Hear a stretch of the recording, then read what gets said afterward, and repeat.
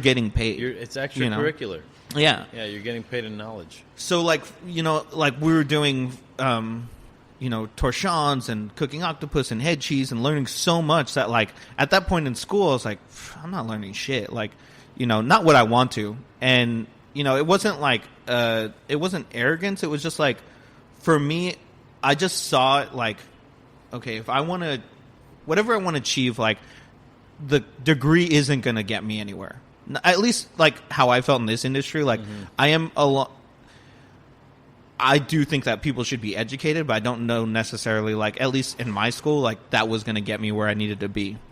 And, like, that chef, you know, Ryan Carson at Anki, he had, like, worked in San Francisco, and, like, his sous chefs had worked in all over the country and stuff like that, like Vegas and things like that. And I was like, okay, like, you know, it was getting to the point where my time at the Capitol Grill was, like, coming to a year. And then my time at Anki, like, I wanted to spend more time there, so I was, like, going to shift over. But then the chef, Ryan Carson was like, I'm going to leave soon. You know, he's, like, kind of telling us, like, he wanted to go do his own spot and, like, kind of just, like, be able to do, like, be free of whatever. Yeah. Like, at that point, like, pop-ups weren't really a thing, but he was going to, I remember it was called Privy, and that's what he was going to go do his own pop-ups to try to get his own space. And I was like, well, shit, like, if he's leaving, you know, like, what am I going to do? And he'd always talk about San Francisco. He went to school up there, and he worked at Farallon and a couple other places. And I remember being like, shit, I got to go to San Francisco. And it was kind of like, I think a lot of my life, like, has been this, like, random course of events sometimes, or just, like, you know, I'm not really like I went to Catholic school my whole life. I'm not, like, a practicing Catholic, and I don't really know where I stand in the beliefs, but there is definitely somebody who, like, has a hand in a lot of, like, what has happened in my life. Yeah. So I remember, like, it's around July, and I had a good friend of mine who was went to high school with, and his older brother was, like, best friends with my older brother. Yeah. And he was throwing a going away party because he was moving up to San Francisco. He was going to go to SF State. And I was like, oh, damn. I was like, so we were hanging out and went to his party, and he's like, dude, if you ever want to come up, just come up, and, like, you can sit on my couch or sleep on my couch. I was like, okay, cool.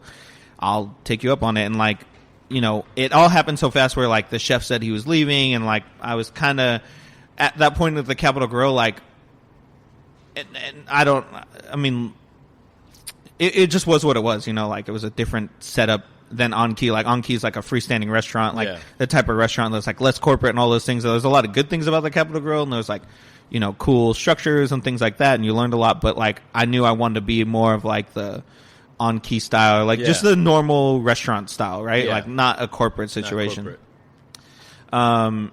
And I was like, shit, okay, like, my friend's going to be up there. And I was just like, hey, can I come up this weekend? He goes, sure, like, come up, like, whenever. And I remember, like, at that point, I had just, I just decided, like, culinary school's not for me. Yeah. So if I'm going to leave culinary school, then I need to work with, like, some intense chefs or, like, some really good chefs. Work for the best. Yeah. And at the Capitol Grill, I had a sous chef, Jason Winters, who he had worked at, Luke down in LA with Susan Going. Yeah. And he was like, you need to work for, like, a James Beard award-winning chef or, like, a Michelin-starred chef. And I was like, well, all right. Well, that's in San Francisco, Michelin. And, like, for me, that year, what year was it? It was 2011. So that year, Chef Tusk won Best Chef Pacific. So when I looked up, like, James Beard Award winners, like, he was the most recent winner. Mm-hmm. And then I just started to put a list together of, like, restaurants I wanted to go to. So, like, I decided to quit culinary school. I just, like, got a bachelor, so I got a cool certificate that says I can cook. Mm-hmm. And then I put in my notice at the Capitol Grill. And then at Anki, I kind of put in my notice, too. And, like, because I was telling the chef, like, hey, I'm going to go up to San Francisco and, like, check it out. And he was all for it. So, for me, it was, like, it was actually kind of a crazy weekend. And, again, like, I feel like a lot of when you start out and up until you start to get your bearings, like, you don't really know what is right or what to do. So, like, you know, for me, when I was trying to get a stage at anywhere, like it wasn't really working out, like going up to San Francisco and like trying to get a stage. So like nobody was really calling back or emailing back. Like I emailed Quince a couple times. I remember calling and the reservation was being like, oh yeah, like Michael Tusk is busy. I'm like, shit. I'm like in the bathroom at the Capital Grill, like trying to get the stage because like you got no time. Like I'm like, you know, working from 8 to like, you know, 1 in the morning. So it's like no time to call. And then I was like, all right, you know, I'm just going to go up and like, I didn't know if you could bring knives and stuff like that. So I was like, I'm just going to go up. And I had another chef tell me like, just go and be a tourist. See if you even enjoy the city. Exactly. You know, and you got to like where you live if you're going to work there. Real quick, this is Chef Melissa. Chef. This is Chef David. Yeah. Like, no, it's all good. Yeah. It's all good. Yeah.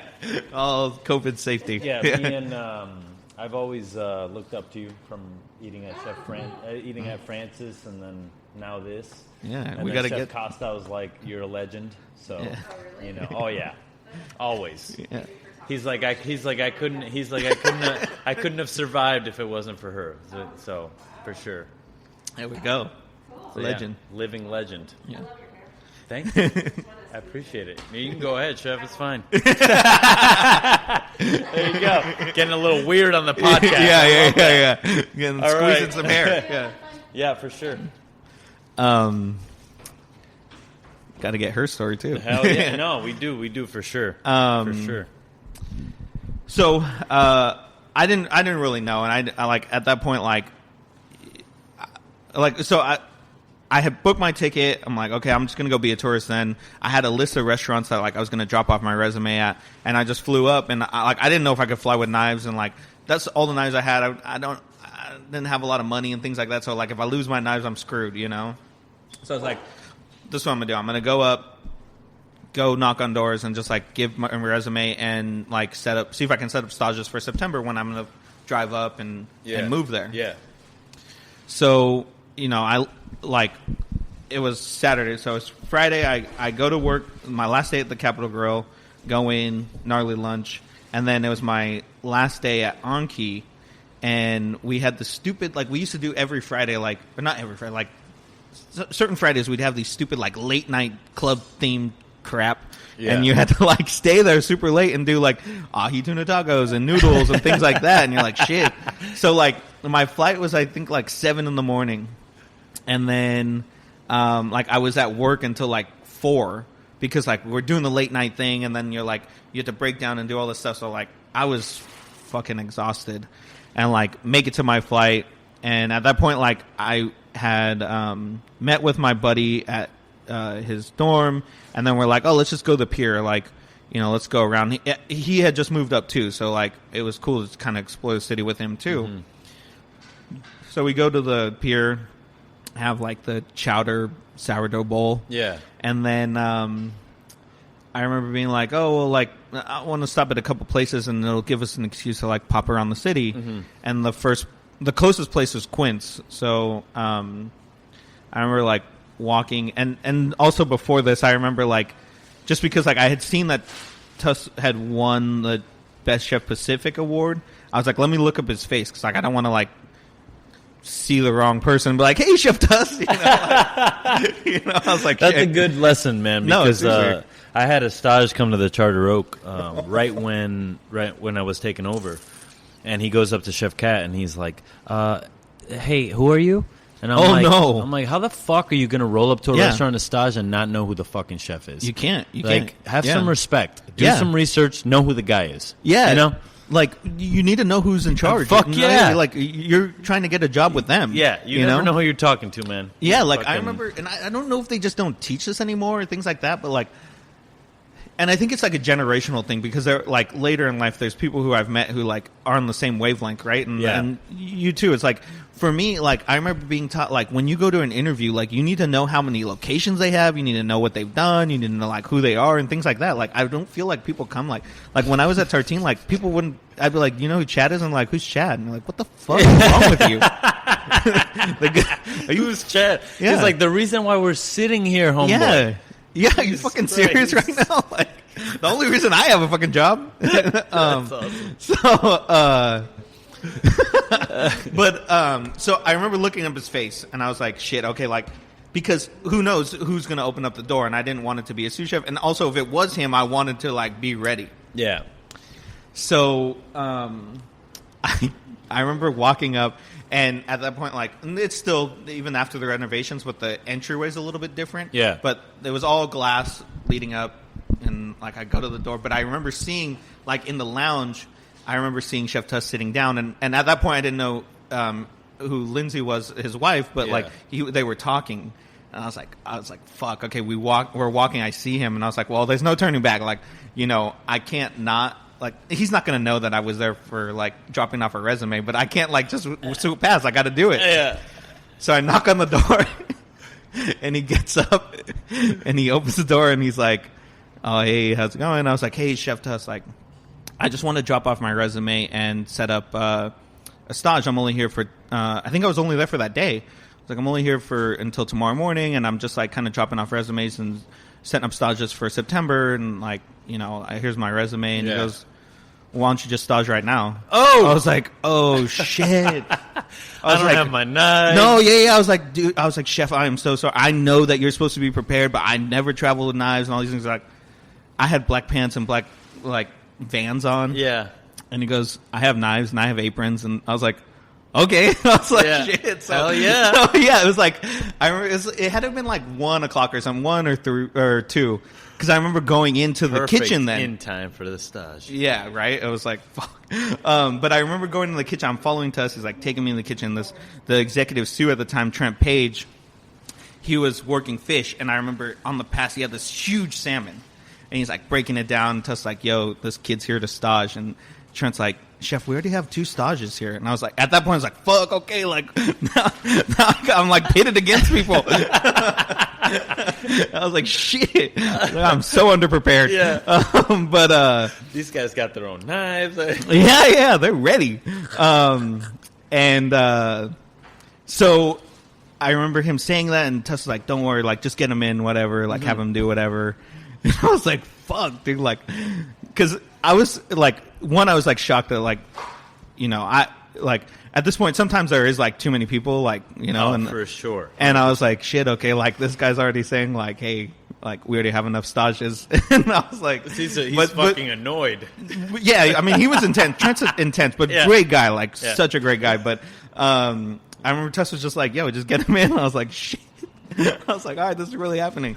So get up, change, put on an apron, jacket, get down, and I think at that point, like, the cooks were on break, because I was just kind of like watching Trent break down fish, because he's like, I'll just wait and we'll set you up with somebody, and everyone starts coming back, and I'm like getting nervous. I'm like, shit, like these people are like, because they're hustling, right? Like at that point, like and that time at Quince, it was only 1 star, and it was like, it was very much like you did all your own shit, like besides like cleaning like greens and things like that, like you were doing everything. If you had artichokes on your station, like you were turning them, and like it was all up to you, you know, no one's gonna help you out and things like that. Like, so I remember being on meat entremet, like helping out the cook there, and like I think I cut and breaded green tomatoes, and then it just kind of like rolled into service, and I was just kind of watching service, and then I went on garde manger and was helping out garde manger,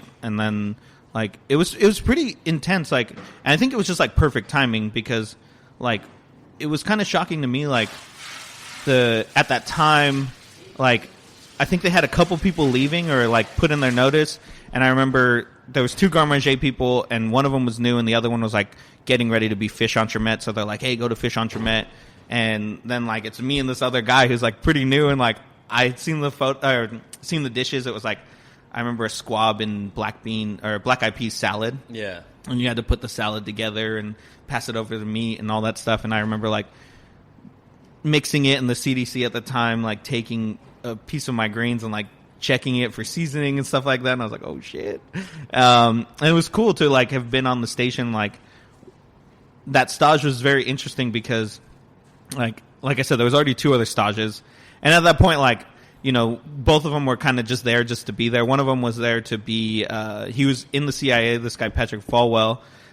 He was like just staging to be an intern. And actually, you know who was the intern that night? Who was that? And it was intense meeting him, but it was Coleman Griffin. No fucking way. He was the Stuzzichino cook at that time. Like, this is our canapé.